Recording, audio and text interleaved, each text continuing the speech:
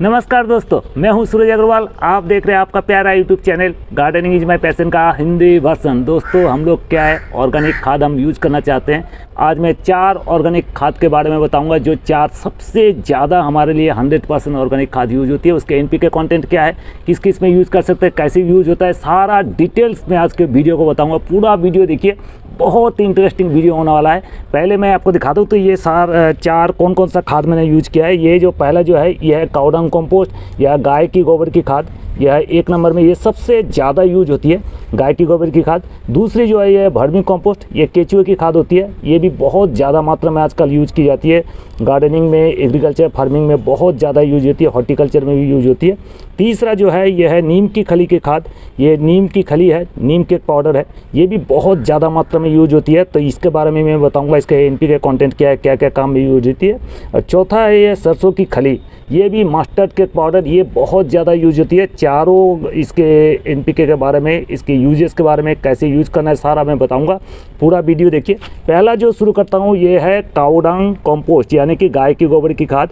ये गांव में सबसे ज़्यादा यूज होती है गाय की गोबर की खाद। इसकी जो एनपीके कंटेंट है ये 3:2:1, यानी कि नाइट्रोजन 3 भाग है, फॉस्फोरस 2 भाग है, पोटासियम 1 भाग है। इसमें जो है नाइट्रोजन की मात्रा बहुत ज़्यादा होने की इससे क्या है, ये आपको गार्डनिंग में बहुत ज़्यादा यूज होती है। ये आप गार्डन में या कोई भी खेत खवार में भी यूज़ कर सकते हैं, या फिर आप जो पॉट में या फिर गमले में भी आप यूज़ कर सकते हैं। गमले में अगर यूज़ करते हैं, कोई सब्जी वगैरह लगा रहे हैं, तो आप अप टू 30% इसका यूज़ कर सकते हैं, यानी कि मिट्टी 70% और 30% ये काऊ डंग कंपोस्ट यूज़ कर सकते हैं। एक बात बताता हूँ, काऊ डंग में क्या है कि गाय की गोबर में ये ज़्यादातर जो है ये ग्रास होते हैं और ये कुछ सीरियल्स होते हैं, ग्रेन्स जो गाय खाती है उसके वेस्टेज मटेरियल है। तो इससे क्या होता है, जो ताज़ा गोबर की खाद आप कभी यूज़ नहीं करें, क्योंकि उसमें बहुत ज़्यादा मात्रा में अमोनिया होता है, बहुत सारे पैथोजेंस होते हैं जो आपके पौधे को नुकसान पहुंचा सकते हैं। तो आपको ये गाय की गोबर की खाद लेनी है, कम से कम भी 6 महीना पुरानी जो गोबर की खाद है वही आप यूज़ करें।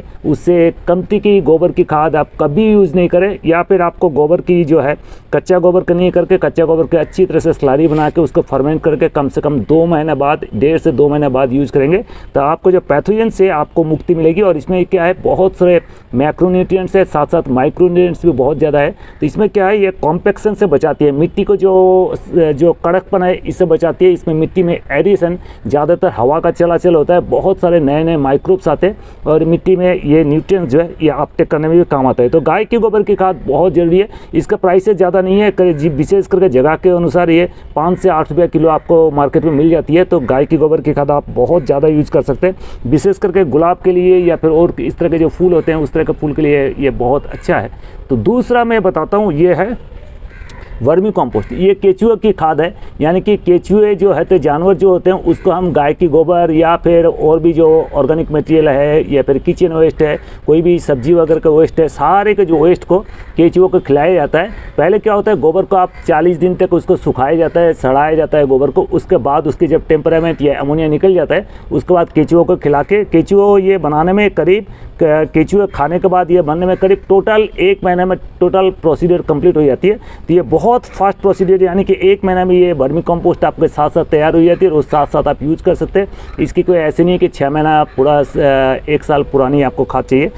इसका जो एनपीके कंटेंट है ये है 3:2:2, यानी कि नाइट्रोजन 3 भाग है, फॉस्फोरस 2 भाग है और पोटेशियम 2 भाग है, यानी कि इसमें काफ़ी मात्रा में नाइट्रोजन, फॉस्फोरस, पोटेशियम है। इसके साथ आपको calcium, magnesium, zinc, copper, molybdenum, इस तरह के बहुत सारे ट्रेस एलिमेंट या माइक्रो एलिमेंट्स भी आपको मिल जाएंगे। तो ये काफ़ी फ़ायदेमंद है। और इसमें क्या होता है, इससे बहुत सारे प्लांट हार्मोन और इसके साथ प्लांट जो एंजाइम्स है वो भी मिल जाते हैं। तो यानी कि आपको एकदम सोना में सुहागा है, पूरा आपको एनपीके पूरा मिल रहा है, उसके साथ माइक्रोन्यूट्रिएंट्स मिल रहे हैं, उसके साथ आपको प्लांट हार्मोन्स और जितने बायो एंजाइम है ये सारे आपको मिल जाते हैं। तो ये जो है केचुए की खाद, इसकी पहचान है कि ये सीटीसी चाय पत्ती के दाने की तरह गोल गोल होती है। वो जो वर्मी कंपोस्ट होती है वो सबसे ज़्यादा अच्छी होती है। तो ये आप नॉर्मल जैसे काऊ डंग कंपोस्ट यूज़ कर सकते उस तरह से यूज़ कर सकते हैं, लेकिन ये 10 से 15% आप मिट्टी में मिला के, बाद बाकी 80-85% मिट्टी मिला के आप कोई भी गमले में मिट्टी बना सकते हैं। और ये आप महीने में एक बार या 15 दिन में एक बार 1 या 2 मुट्ठी हर गमले में यूज़ कर सकते हैं। तो ये रहा दूसरा, ये है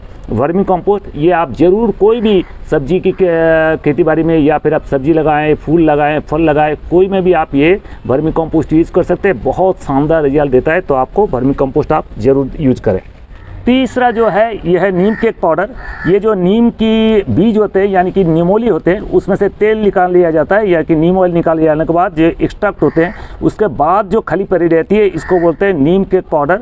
इसका जो NP का कंटेंट है ये 2.5, 1 और 2 यानी कि नाइट्रोजन 2.5 भाग है और 1 भाग फॉस्फोरस है, 2 भाग पोटासियम है। इसमें बहुत सारे माइक्रोन्यूट्रिएंट, मैं आपको बताता हूँ ज़्यादातर जो माइक्रोन्यूट्रिएंट है, विशेष करके जो कैल्शियम है, मैग्नीशियम है, कॉपर है, मोलिब्डेनम है, इस तरह के जो है आपका सारा इसमें मिल जाता है। यानी कि आप माइक्रोन्यूट्रिएंट्स तो इसमें बहुत ज़्यादा नहीं है, लेकिन माइक्रोन्यूट्रिएंट के लिए बहुत अच्छा काम करता है। इसमें आपको ज़्यादा प्रयोग करने की चाहिए। एक गमले में आपको 2 चम्मच आप प्रयोग कर लेंगे तो इसमें क्या है, बहुत सारे निमाटोड्स, सॉइल निमाटोड्स क्या होता है, पौधे को जो जड़े को बहुत नुकसान पहुंचाता है।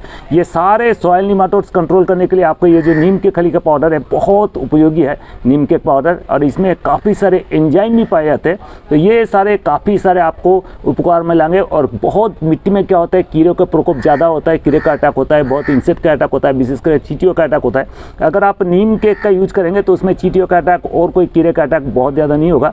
तो ये आप निमाटोड कंट्रोल के लिए, माइक्रोन्यूट्रिएंट्स के लिए आप अगर कोई भी मिट्टी में आप तैयारी करने के टाइम 1 से 2 चम्मच इसको डाल देंगे तो आपको मिट्टी बहुत अच्छी रहेगी, उसके साथ इसका माइक्रोन्यूट्रिएंट भी आपको मिलता रहेगा। तो आप ये जो नीम की खली है ये ज़रूर यूज करिए। दोस्तों चौथा जो है ये है आपको सरसों की खली। ये जो है मस्टर्ड केक पाउडर, ये जो सरसों से सरसों तेल निकालने के बाद मिल में जो एक्सट्रैक्ट पड़ा रहता है, ये है सरसों की खली।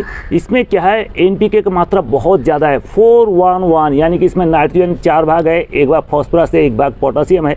इसमें बहुत सारे आपको माइक्रोन्यूट्रिएंट्स हैं, विशेषकर मैंगनीज और मैग्नीशियम इसमें मिल जाएगा, सल्फर मिल जाएगा, मोलिब्डेनम मिल जाएगा, कॉपर मिल जाएगा। तो ये इतने सारे आपको माइक्रोन्यूट्रिएंट्स भी मिल जाते हैं और बहुत सारे एलिमेंट्स आपको इसमें बहुत ज़्यादा मात्रा में पाया जाता है। तो ये आजकल जो हॉर्टिकल्चर यूज में काफ़ी सारे यूज होता है, आपको ज़्यादा यूज नहीं करना है। करीब आप 50 ग्राम ले लेंगे, 1 लीटर पानी में इसको 4 से 5 दिन भिगो कर रख दे, फर्मेंट होने दे।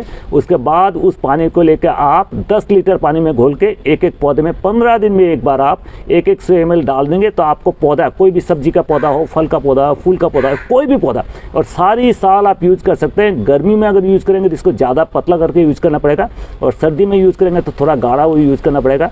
और अगर आप यूज करते हैं तो उसमें थोड़ा सा अगर लगता है कि 2-3 दिन बाद उसमें फंगस लग जाता है, डरने की कोई बात नहीं है, वो फंगस पूरा डिजॉल्व हो जाता है और पौधे को पूरा न्यूट्रिएंट उसको देता रहता है। तो आपको ये जो है सरसों की खली 4-1-1 नाइट्रोजन, फॉस्फोरस, पोटासियम भी है, इसके साथ बहुत सारे माइक्रो न्यूट्रिएंट्स, इसमें कॉपर, मोलिब्डेनम, जिंक ऐसे मिल जाते हैं आपको। तो ये भी काफ़ी उपकारी है। तो ये 4 मैंने आपको बताया, ये चारों 100% ऑर्गेनिक है, कोई भी ज़्यादा कॉस्टली नहीं है। ये तो गोबर की खाद 4-5 रुपये किलो मिल जाती है, ये आपको 10 से 15 रुपये 20 रुपये किलो में मिल जाती है। ये जो वर्मी कंपोस्ट है, नीम की खली आपको 30 से 40 रुपये किलो में मिल जाती है। आपको ज़्यादा से ज़्यादा चाहिए तो 100 ग्राम में आप लेंगे तो बहुत सारे पौधे में हो जाएंगे। और ये भी करीब 30 से 40 रुपये किलो में आपको सरसों की खली मिल जाती है, ये भी ज़्यादा कॉस्टली नहीं है। अगर आप 1 पाव लेके चलाएंगे 10 रुपये में तो आपको पूरी साल आपको काम आ जाएगा। सारे पौधे में 100 गमले में आपको करीब 1 साल आप दे सकेंगे, इतनी मात्रा में, क्योंकि 15 दिन में, 20 दिन में, 1 महीना आपको देना होता है, हर दिन आपको देना होता नहीं है। और कोई भी खाद दे 15 दिन से पहले आप नहीं दे, 15 दिन का गैप कम से कम मेंटेन करें। और इसमें से वर्मी कंपोस्ट या काउडंग कंपोस्ट को अगर चाहे तो कंपोस्ट टी या लिक्विड कंपोस्ट भी खाद भी बना सकते हैं और वो भी प्रयोग कर सकते हैं। उम्मीद है ये जानकारी आपको पसंद है तो लाइक कीजिए, शेयर कीजिए, चैनल में नए हैं तो जरूर से सब्सक्राइब करें। ये वीडियो देखने के लिए आपको बहुत बहुत धन्यवाद, शुक्रिया।